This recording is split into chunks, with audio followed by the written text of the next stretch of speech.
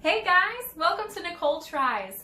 This month I decided to go 30 days with no sugar. So no added sugar, artificial sweeteners, honey, agave, maple syrup, nothing.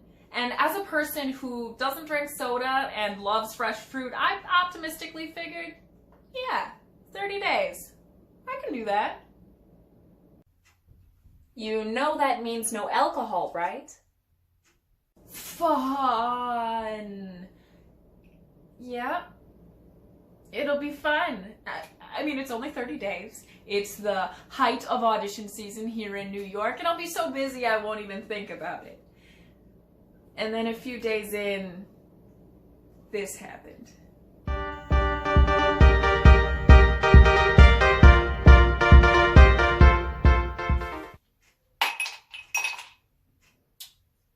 I tried. So to recap, no jobs, no theater, everything's closed and I have to stay inside. This sucks. But the whole no sugar thing was going great. You know, aside from the whole no alcohol thing. I mean, some mountains are a little too high to climb when the world's ending. But what about those sugar detox headaches in the first few days that everyone's always talking about? No, didn't get them. Difficulty sleeping? Nope. Sugar cravings?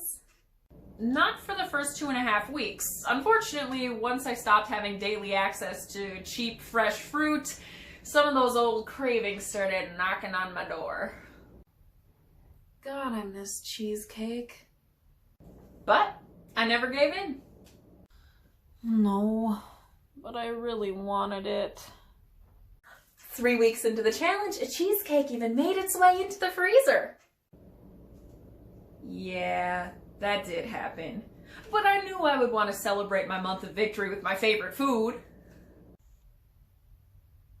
Cheesecake. Which I did, but then immediately felt like garbage for the next 2 days. Okay, so you did it. Yay, you! Now what? Now I've become much more aware of how much sugar goes into almost everything that we buy. Some things that I started doing because of this challenge. Reading labels more. Now, historically, I've been pretty good about reading calories, sodium, protein, and sugar content on the main nutrition facts of labels. However, I didn't realize how many times sugar sneaks into the ingredients. So I've learned that you really have to siphon through what's actually out there.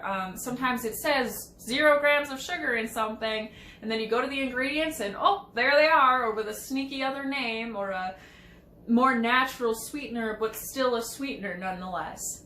So that's something I've become better at. Second thing I've started doing is cooking more for myself.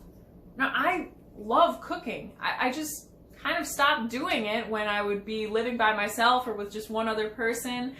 Didn't seem as worth it. The freezer section is very convenient at stores.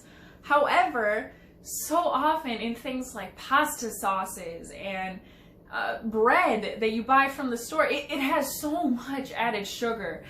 So I started making all of my own sauces, started making some of my own bread, some of my own dishes that are honestly no more time consuming than the time it takes for me to preheat my little oven here and put one of those freezer meals in there. And most of the time, the homemade meals are tasting so much better anyways. So I'm glad I'm starting to get back into those roots and will definitely continue cooking a lot more things from scratch myself.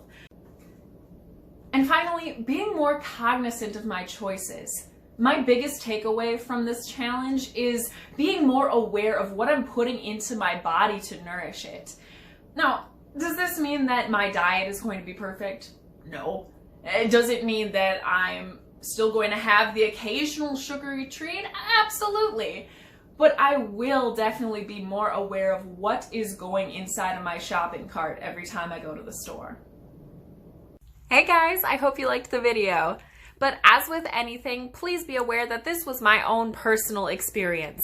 Everyone's body reacts to things differently, and I'm not a doctor. So before you undergo any kind of extreme diet change, please make sure you go and see yours. All right, y'all. Thank you so much for watching. I'll see you next time on Nicole Tries.